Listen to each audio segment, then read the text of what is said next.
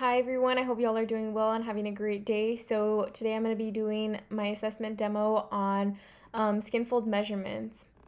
So these are just a few things I'm going to be talking about: the history, the reliability and validity, the proper demonstration, the purpose of the assessment, and a few other things.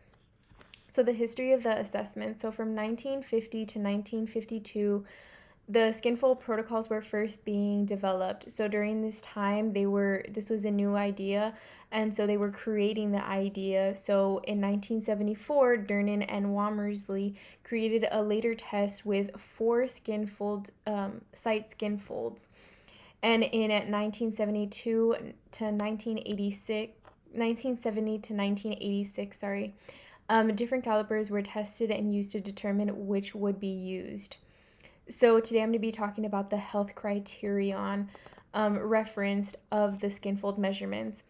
And now currently to 2020, we still use skin fold measurements, and there is a lot more of a variety within the site. So now there is no longer 4 sites. We have increased to 9 sites. And so the purpose of the assessment, so the skin fold measurements are used to determine the amount of subcutaneous fat that is located below the skin. So it's important to know what your body fat percentage is. So this skin fold measurement assessment is very useful to know what category you're in. Low, if you're in a low or underweight, if you're normal weight or overweight, and then there's also different categories of obesity. And there are also other ways to determine and measure your body composition and body fat percentage. So now with the reliability and validity. So reliability is the consistency of a measure. So for a skin fold, the measurements are repeated to ensure that there is consistency with the measurements being taken. And this also includes a procedure. So if there is a 1 to 2 millimeter difference, then the measurement does have to be taken again. And so with validity, it is about the accuracy of a measure. So that also has a lot to do with the accuracy, the 1 to 2 millimeter difference. So that is why it is repeated. The measurements are repeated. So the measurement for the skin fold must be taken multiple times to ensure that the results are accurate. So it is done 2 times, but if they aren't the same, as I've mentioned before, then they are taken a 3rd time. So this is an instrument that is used. It's called the Lang Fat Caliper. There are many other calipers that are used, but this is the main one that's being used for the health criterion, as I mentioned before. And there are also others used for more sports related, or there also is an obese caliper that is for those who are obese. So pre-procedures, so calipers must be calibrated prior to the client coming in, or patient coming in. So it's important to have all your equipment calibrated prior to them coming in, so you don't have to waste their time while they're there. Also, make sure that the room is at a comfortable temperature, so 60 to 72 degrees Fahrenheit. And this will ensure that the client or patient is comfortable, because they do have to take off their shirt. So the next thing is attire. So men and women, they do have to come in shorts. Spandex and pants are not recommended because you do a measurement of the thigh. So women should come in sports bras because, as I mentioned, you do take off your shirt. So that's why it's important to also have it at a good and comfortable Fahrenheit degrees. So also making sure that there is no cream on your subject's body, because the caliper or your finger could slip while you are taking the measurements, and then that would no longer be reliable or valid. So next, no eating or drinking at least 4 hours prior to the test and the measurements that are going to be taken, because that would cause bloating. So the procedure. So all measurements are going to be done on the right-hand side. So the caliper is right-handed.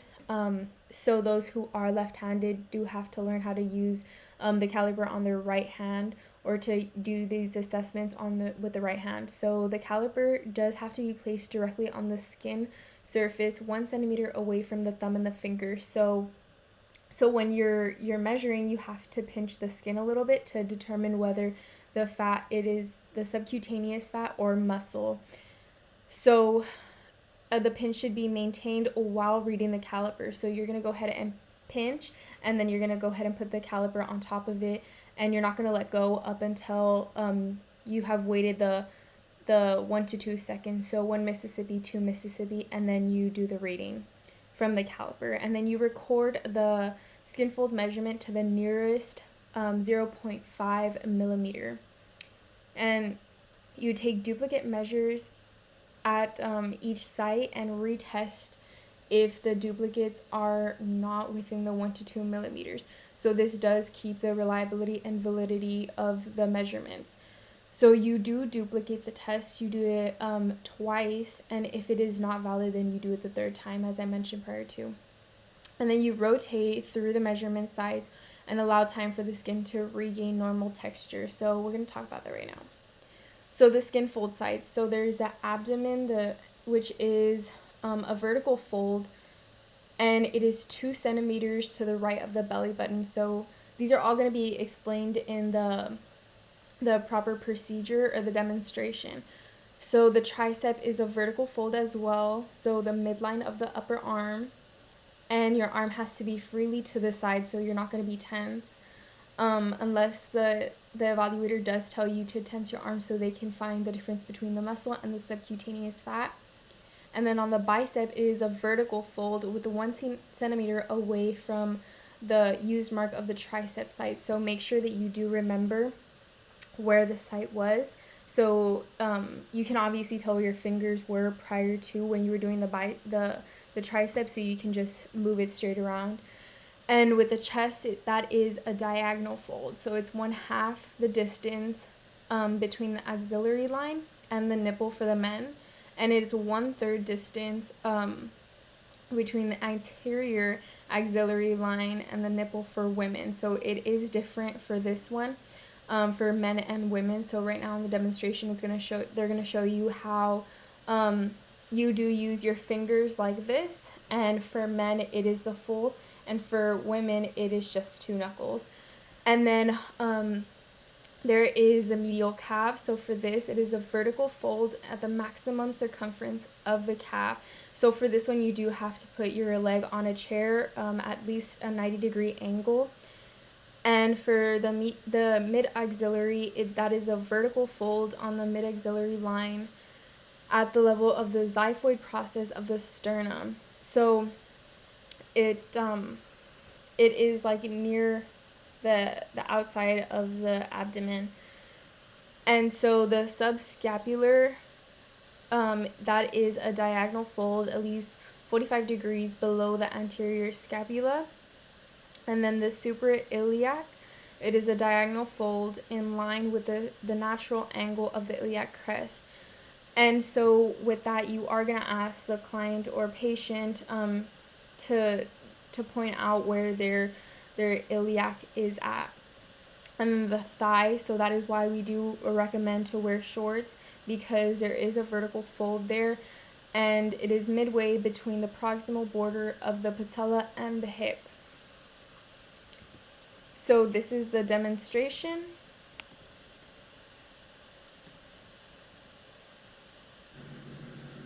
Welcome to the Applied Physiology Lab. Is make sure that your skin fold caliper, and this one in particular is a Lang skin fold caliper. This has been utilized in research for a number of years, and you can actually see the name Lang skin fold caliper here on the dial.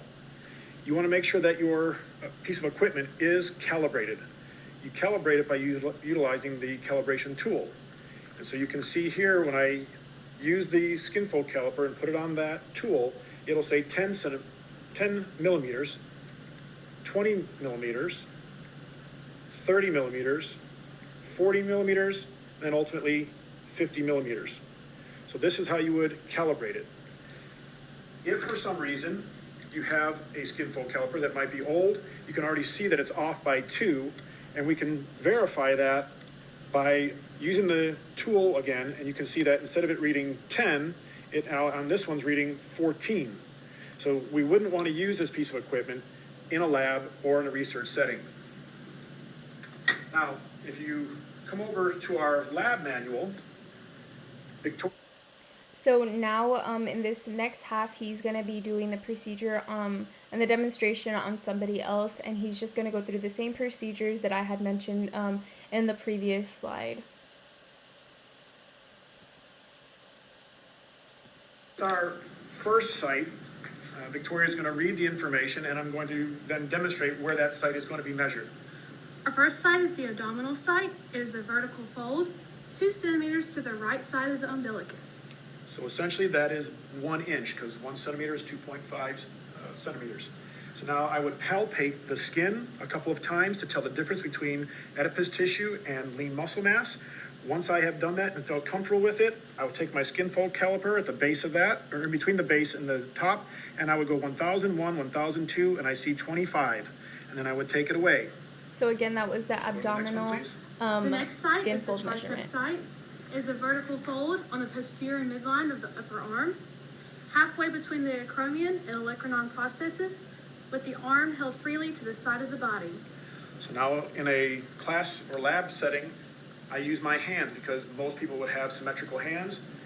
You would hold this in your right hand. So those of you who are left-handed, you're gonna have to learn how to use it in your right hand. So always hold on to your caliper. I put my pinky on the acromion and the olecranon process. I bring my thumbs together, and that basically is the site that I wanna measure. So I go 1 centimeter above it, I palpate the tissue. If for whatever reason, I can't tell the difference between the lean muscle mass and the body fat, I would ask the subject to contract their tricep. Once they do that, I can palpate and feel the muscle and the skin and adipose tissue. Go ahead and relax. Now I grab that skin fold, go 1 centimeter below it, 1001, 1002, and I get a 15, and then I take it away. Always holding on to that site. So again, that was the Our next tricep. site is the chest site. It is a diagonal fold, 1/2 the distance between the anterior axillary line and the nipple for men, or 1/3 of the distance between the anterior axillary line and the nipple for women. So now what I do is not use my fingers because the fingers might be sometimes inappropriate. So I'm going to use my fingers bent so that I'm going to go between the two marks, landmarks, and go in the midline of it. So again, I'm going to palpate that area.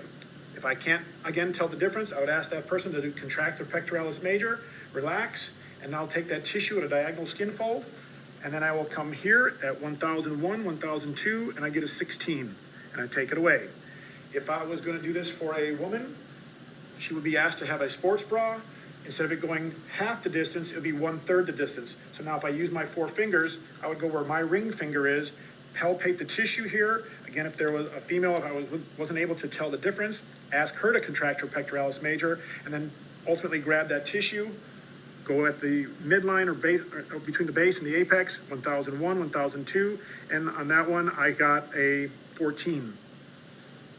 Our next site is the medial calf. For this, we'll need to put your leg on a chair. It's a vertical fold at the maximum circumference of the calf on the midline of its medial border. So again, I'm going to palpate it a couple times to tell the difference between the tissue. Come in 1 centimeter below, 1001, 1002, and I get a reading of 8 millimeters. Okay. Our next site is the mid-axillary. It is a vertical fold on the mid-axillary line of the level of the xiphoid process of the sternum. An alternate method is a horizontal fold taken at the level of the xiphoid sternal border on the mid-axillary line. So one of the things that I like to do in a class setting to make sure that the arm is cleared is I ask them to put their arm on top of my shoulder. I ask them if they're ticklish, because if they're ticklish and you drag your finger along their body, they might feel a little bit uncomfortable. But again, the xiphoid process coming all the way across, you have a vertical line that would intersect, and from here, again, I would palpate. Once I find the tissue, 1001, 1002, and I get a 19. I take that away while still holding onto the tissue. Our next site is the subscapular site. It is a diagonal fold, 1 to 2 centimeters below the inferior angle of the scapula. If for some reason, as I palpate the posterior shoulder at the scapula, I could ask the subject to bend their arm and put it behind their back. So now I can feel or palpate that angle, ask them to relax their arm. Once I've done that, I come right below that at the 1 centimeter below at a 45-degree angle. Take that skin fold measurement, 1001, 1002, and I get a 16. Okay. Our next site is the suprailiac. It is a diagonal fold in line with the natural angle of the iliac crest, taken at the anterior axillary line, immediately superior to the iliac crest. So now what I like to do is get into a position where I'm in the best location. I generally will ask the subject, please touch your iliac crest. So now they know where it is, they know where I should be touching. So now I use my thumb to palpate that area, come to 1 centimeter above at a diagonal fold, put my caliper on the tissue, 1001, 1002, and I get a 13. Our last skin fold sites the thigh. It is a vertical fold on the anterior midline of the thigh, midway between the proximal border of the patella and the inguinal crease, hip.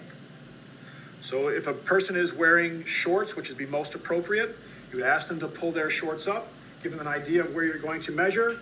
Again, I'm going to use my fingers to palpate and find the landmarks, find the place which will be in the midline of my fingers, so that now I can palpate the thigh. If for whatever reason I can't tell the difference between the adipose tissue and the lean muscle mass, I would ask them to contract their quadricep. Once they relax, palpate that area, make sure I get it, 1001, 1002, and I get a 15. If somebody, for example, shaves their legs and has some type of lotion on their skin, it's going to be challenging because your hands are going to slip, the calipers might slip. If somebody's wearing pants or spandex or something of that nature, what you should do is measure the thickness of that clothing. And for example, this would be 1 millimeter. Any value that I would get from a thigh measurement, I would subtract that 1 millimeter from the value that I got. Now, once I would go through all of those sites, if something wasn't within the 1 or 2 millimeters, as was earlier stated, I would come back and do that a third time, because we would do each of these 2 times to make sure that we have the average of the 2. And again, if they weren't within 1 to 2 millimeters, take it a third time, and then use the average of the 2 that are closest, so that you can use that for your body density equation. So now we're going to talk about that.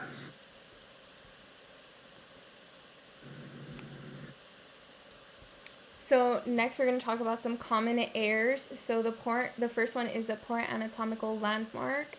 So not doing the skin fold on the right in the right place. So a second is poor measurement technique. So not doing a vertical fold or a diagonal measurement is really important towards the difference between each measurement. So the third one is extremely obese or extremely lean. So it's very difficult for the subject for you to get the measurements if the subject is very lean, because then it would be very difficult to determine where their muscle is in the subcutaneous fat. And for extremely obese, there are different calipers for this population, and but it's more of an error because oftentimes we do have to, or the person who is doing the measurements does have to go and seek that the other instrument.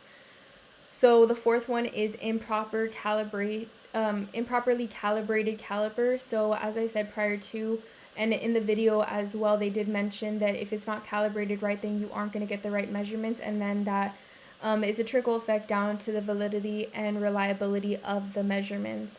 So fifth is going to be inexperienced evaluators. So all these errors do have, half of these errors do have a lot to do with the inexperienced in the evaluator. So it's important to have an experienced evaluator do these measurements, because then you're not going to have reliable test or valid test results. So some advantages are high reliability of this test. There are a lot of different sites that are measured, so it's not just a whole with other exams or other measurements to measure body fat percentage. They do only just do a whole body fat percentage, but with the skin measurements, you do have different sites where you can determine whether you have more body fat in your upper body or in your lower body, or which area of your upper body does have more fat. And so the last advantage is that it's portable. You can take it anywhere. With the DEXA, you don't necessarily have this luxury.